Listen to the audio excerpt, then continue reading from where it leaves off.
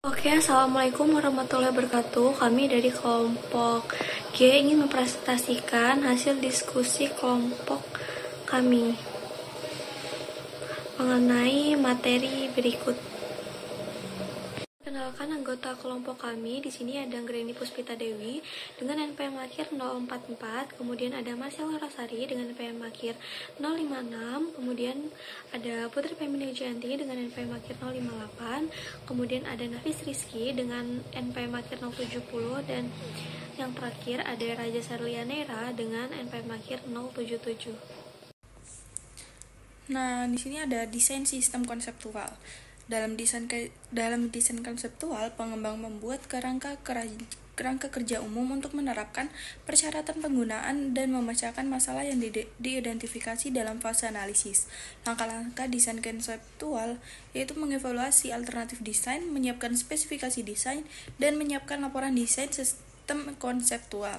Selanjutnya ini ada evaluasi alternatif desain. Ada banyak cara untuk merancang AIS sehingga perancang sistem harus membuat banyak desain decision. Misalnya, haruskah SM mengirim pesanan pembelian hard copy menggunakan data elektronik dalam perubahan atau EDI atau memasukkan pesanan melalui internet? Haruskah SM memiliki mainframe dan database terpusat yang besar atau mendistribusikan daya komputer ke toko menggunakan jaringan server dan PC? Ada banyak cara SM dapat mendekati proses pengembangan sistem. Itu dapat membeli perangkat lunak, meminta staf sistem informasi atau SI internal untuk mengembangkannya, atau menyewa perusahaan luar untuk mengembangkan dan mengelola sistem. Perusahaan dapat memodifikasi perangkat lunak yang ada atau mendesain ulang proses bisnisnya dan mengembangkan perangkat lunak untuk mendukung proses baru.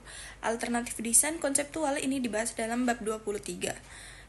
Standar berikut harus digunakan untuk mengevaluasi alternatif desain. Yang pertama ada seberapa baik itu memenuhi tujuan organisasi dan sistem. Yang kedua ada seberapa baik itu memenuhi kebutuhan pengguna.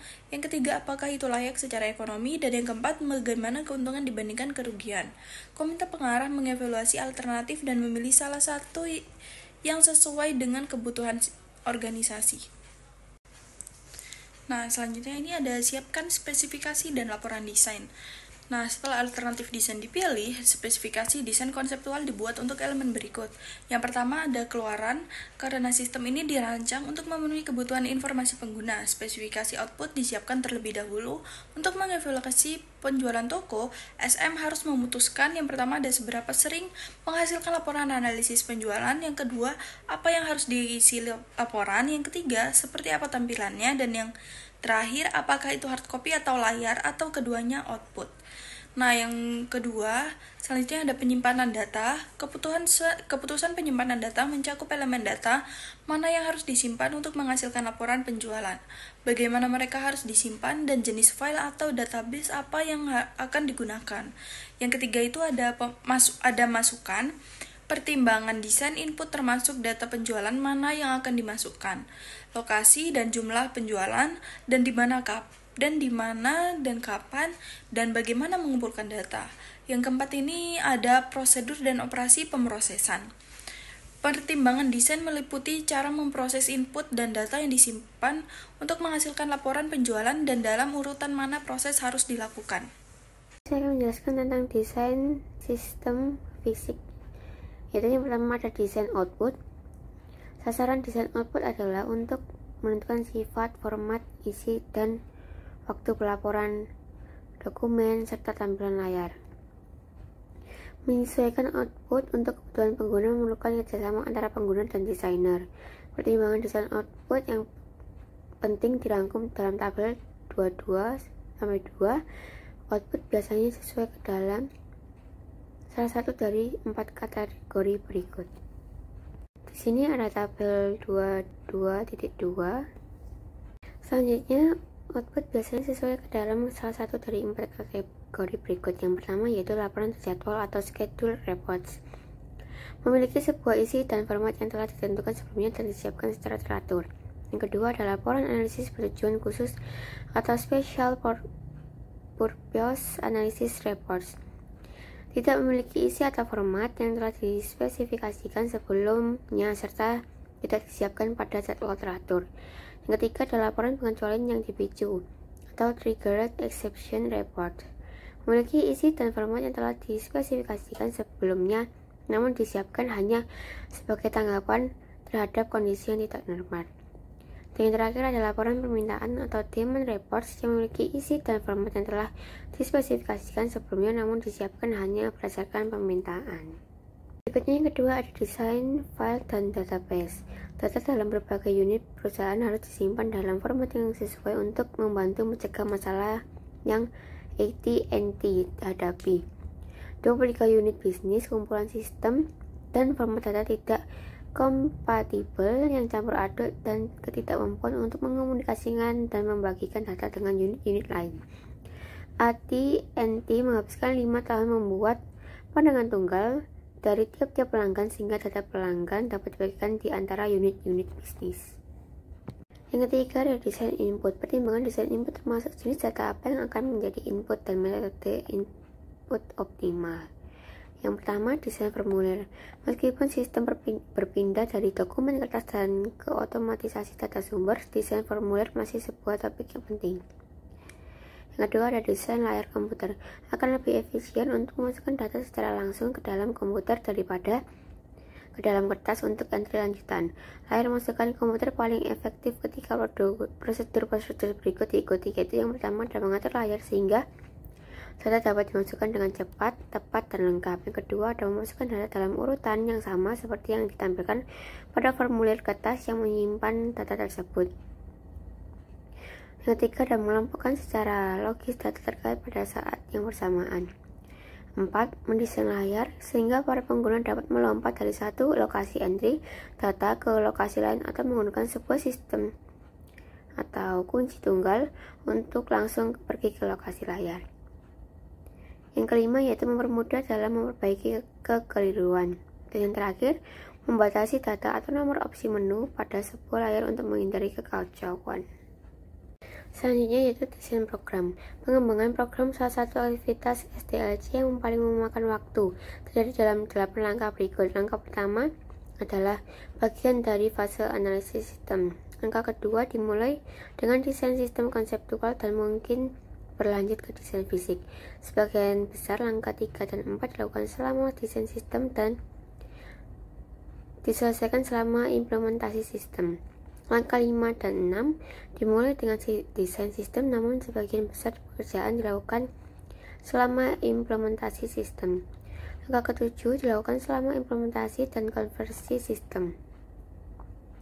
Langkah 8 adalah bagian dari operasi dan pemeliharaan, yaitu yang pertama menentukan kebutuhan pengguna atau determine user needs. Yang kedua ada membuat dan mendokumentasikan sebuah rencana pengembangan atau create and document a development plan. 3 yaitu membuat instruksi-instruksi program atau kode komputer atau read program instruction or computer code. Yang keempat, menguji program atau test the program. Yang kelima, mendokumentasikan program atau document the program. 6. Melatih para pengguna program atau train program users. 7. Memasang sistem atau install the system. Dan yang terakhir, menggunakan dan memodifikasi sistem atau use and modify the system. Next, di sini kami membahas tentang desain prosedur dan pengendalian. Kegagalan dalam menghasilkan kebijakan dan prosedur yang baik untuk mengimplementasikan pengendalian dapat menghancurkan. Sebuah laporan desain sistem fisik atau physical system design reports merangkum apa yang dicapai dan dijadikan sebagai dasar bagi keputusan manajemen baik ya atau tidak untuk memproses fase implementasi. Yaitu mengenai implementasi sistem. Nah, implementasi sistem ini adalah proses pemasangan perangkat keras dan perangkat lunak serta menyiapkan dan menjalankan AIS. Nah, untuk implementasi sistem ini kita dapat melakukan beberapa langkah berikut, yaitu perencanaan, implementasi, dan persiapan lokasi. Nah, rencana implementasi ini mencakup tugas, tanggal penyelesaian, estimasi biaya, dan orang yang bertanggung jawab. Nah, rencana ini menentukan waktu proyek dan operasi AIS. Nah, tim mengidentifikasi faktor-faktor yang dapat mengurangi dan menyusun strategi. Nah, perubahan ini mungkin memerlukan penyesuaian pada struktur organisasi. Kemudian selanjutnya yaitu memilih dan melatih personel. Nah, karyawan ini dapat direkrut dari luar atau dipindahkan secara internal yang seringkali lebih murah karena mereka sudah memahami bisnis. Nah, memindahkan karyawan juga dapat meningkatkan loyalitas, namun tanpa pelatihan yang memadai, manfaat investasi ini tidak akan tercapai. Pelatihan perlu dijadwalkan sebelum sistem baru diterapkan dan ada berbagai metode pelatihan yang tersedia. Nah, di sini ada gambar proses implementasi sistem. Nah, proses ini merupakan tahapan akhir dari pengembangan sistem informasi, di mana sistem yang telah dirancang akan diterapkan dan digunakan secara operasional. Nah, untuk setiap tahapnya, yang pertama itu ada sistem analisis, di mana tahap ini merupakan tahap awal dari pengembangan sistem, di mana dilakukannya pengumpulan data, identifikasi masalah, dan penentuan kebutuhan sistem. Kemudian desain konseptual. Nah, tahap ini kita akan membuat desain awal sistem yang mencakup gambaran umum tentang bagaimana sistem itu bekerja. Nah, fitur-fitur apa saja yang akan dimiliki dan bagaimana sistem akan berinteraksi dengan pengguna. Selanjutnya yaitu desain fisik. Nah, tahap ini merupakan perincian dari desain konseptual, di mana akan dibuat desain yang lebih detail seperti diagram alur, struktur database, dan antarmuka pengguna. Selanjutnya yaitu implementasi sistem dan konversi. Nah, pada tahapan ini merupakan tahapan inti yang mencakup beberapa aktivitas. Yang pertama yaitu perencanaan implementasi, di mana membuat rencana yang detail tentang bagaimana sistem akan diimplementasikan, termasuk jadwal, anggaran, dan sumber daya yang dibutuhkan. Kemudian ada persiapan situs. Nah, untuk mempersiapkan lokasi di mana sistem akan diinstal, termasuk perangkat keras dan jaringan. Selanjutnya yaitu instalasi dan pengujian perangkat keras, di mana melakukan instalasi perangkat keras yang diperlukan untuk melakukan pengujian agar memastikan semuanya berfungsi dengan baik. Selanjutnya yaitu pemilihan dan pelatihan personel, di mana memilih dan melatih personel yang akan mengoperasikan dan memelihara sistem. Selanjutnya dokumentasi yang lengkap, yaitu dengan menyusun dokumentasi yang lengkap tentang sistem, termasuk manual pengguna, prosedur operasi, dan diagram alur. Kemudian melakukan pengujian menyeluruh terhadap sistem untuk memastikan bahwa sistem berfungsi sesuai dengan yang diharapkan dan bebas dari kesalahan. Kemudian data dipindahkan dari sistem lama ke sistem baru. Nah, yang kelima ada operasi dan pemeliharaan. Nah, setelah sistem ini diimplementasikan, maka sistem akan dioperasikan dan dipelihara secara terus-menerus. Nah, yang termasuk melakukan perbaikan, pembaruan, dan penyesuaian sistem sesuai dengan kebutuhan. Nah, kegagalan dalam mengimplementasikan sistem ini dapat berakibat fatal bagi proyek. Nah, oleh karena itu penting untuk melibatkan semua pihak yang terkait dalam proses implementasi, mulai dari pengguna akhir hingga manajemen puncak. Ada beberapa dokumen yang harus disiapkan untuk sistem yang baru. Nah, yang pertama itu ada development documentation, yaitu menjelaskan AIS yang baru. Nah, dokumen ini mencakup deskripsi sistem seperti salinan output, input, dan tata letak file dan database, diagram alur program, hasil pengujian, dan formulir penerimaan pengguna. Selanjutnya yaitu operational documentation, yaitu mencakup jadwal operasi, di mana berisi file dan basis data yang diakses serta persyaratan peralatan, keamanan, dan penyimpanan file. Yang ketiga yaitu user documentation, yaitu mengajarkan pengguna cara mengoperasikan AIS. Nah, dokumentasi ini mencakup manual prosedur dan materi pelatihan. Nah, langkah terakhir yang dapat kita lakukan adalah menguji sistem. Nah, pengujian sistem yang tidak memadai merupakan alasan lain kegagalan sistem Blue Cross dan Blue Shield. Nah, pengembangan meremehkan kompleksitas sistem dan menjanjikan waktu pengiriman yang tidak realistis selama 18 bulan. Salah satu jalan pintas yang mereka ambil untuk memenuhi tenggat waktu adalah dengan mengirimkan sistem yang belum teruji. Nah, dokumen dan laporan, masukan pengguna, kontrol prosedur pengoperasian dan pemrosesan, batas kapasitas, proses pemulihan, dan program komputer. Semuanya harus diuji dalam keadaan yang realistis. Nah, ada 3 bentuk pengujian umum. Yang pertama adalah walkthrough, yaitu tinjauan prosedur atau logika program langkah demi langkah untuk menemukan logika yang salah, kesalahan ataupun kelalaian dan masalah lainnya.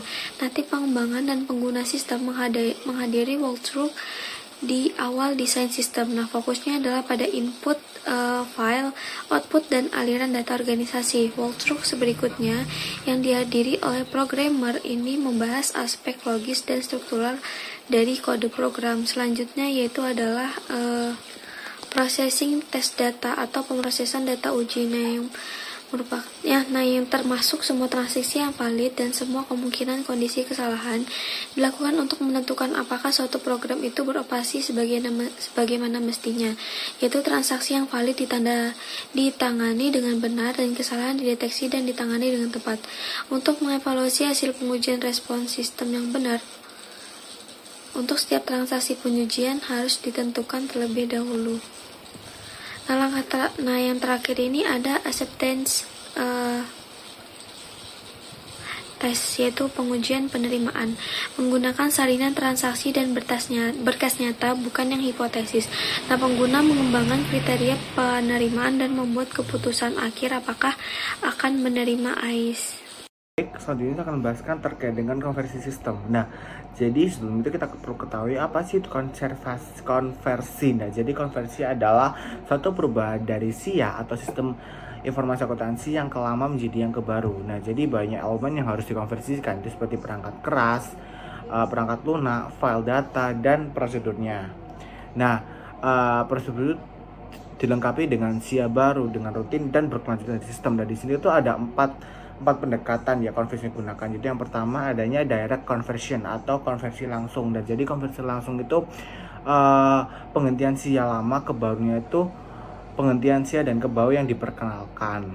Nah, biasanya itu perubahan ini tuh dari sebuah sistem lama ke sistem baru ini tuh dengan menghilangkan SIA lama yang baru diperkenalkan. Contohnya seperti SM dapat menghentikan sistem lamanya pada Sabtu malam dan menggunakan SIA-nya itu pada Senin paginya, seperti ini langsung diganti. Kemudian adanya parallel conversion atau konversi paralel. Nah, jadi di sini tuh konversi paralel itu yang dimaksud adalah mengoperasikan sistem lama dan baru secara bersamaan untuk satu periode. Nah, di sini tuh contohnya itu seperti SM dapat memproses transaksi menggunakan kedua sistem dengan membandingkan output, merekonsiliasi perbedaan, mengoreksi masalah, dan menghentikan sistem lama setelah sistem baru terbukti kemampuannya. Kemudian ketiga adanya piece conversion atau konversi paralel dan konversi bertahap. Nah, jadi di sini tuh konversi bertahap ini tuh seperti halnya secara bertahap menggantikan elemen-elemen dari SIA dengan SIA baru. Contohnya seperti SM dapat mengimplementasikan sistem persediaannya, kemudian mengeluarkan pengumpulan penjualan dan seterusnya. Seperti itu teman-teman, sampai dengan seluruhnya itu dapat fungsional. Kemudian yang terakhir ada pilot conversion atau conversion pilot. Nah, jadi conversion pilot itu adalah sebuah perubahan dari sebuah sistem lama ke sistem baru dengan mengimplementasikan sebuah sistem di satu lokasi menggunakan sampai seluruh masalah itu diselesaikan dan kemudian mengimplementasikan di organisasi yang tersisa. Nah, jadi konversi data itu dapat memakan waktu, majemuk, dan mahal. Kesulitan dan besarnya dengan dimulai diremehkan seperti itu. Dan ada 3 cara sih ada memverifikasi. Yang pertama itu file dapat dipindahkan ke sebuah media penyimpanan yang berbeda sebagai pita ke disk. Kemudian yang kedua, isi data dapat diubah seperti field dan catatan mungkin ditambahkan atau bisa dihapus juga. Yang ketiga, format file atau database dapat diubah. Selanjutnya akan dijelaskan oleh rekan saya. Di sini saya akan membahas tentang operation and maintenance atau operasi dan pemeliharaan. Langkah SDLC terakhir adalah mengoperasikan dan memelihara sistem baru. Tinjauan pasca implementasi dilakukan untuk menentukan apakah sistem telah memenuhi tujuan yang direncanakan. Masalah yang ditentukan selama peninjauan akan menjadi perhatian manajemen dan penyesuaian yang diperlukan akan dilakukan. Penerimaan pengguna atas laporan merupakan aktivitas terakhir dalam proses pengembangan sistem. Pengendalian SIA diserahkan kepada Departemen Pemrosesan Data, tetapi pekerjaan pada sistem baru belum selesai. Selama masa pakai sistem yang khas, 30% dari pekerjaan terjadi selama pengembangan dan 70% dihabiskan untuk memodifikasi dan pembaruan perangkat lunak. Dari kelompok kami, wassalamualaikum warahmatullahi wabarakatuh.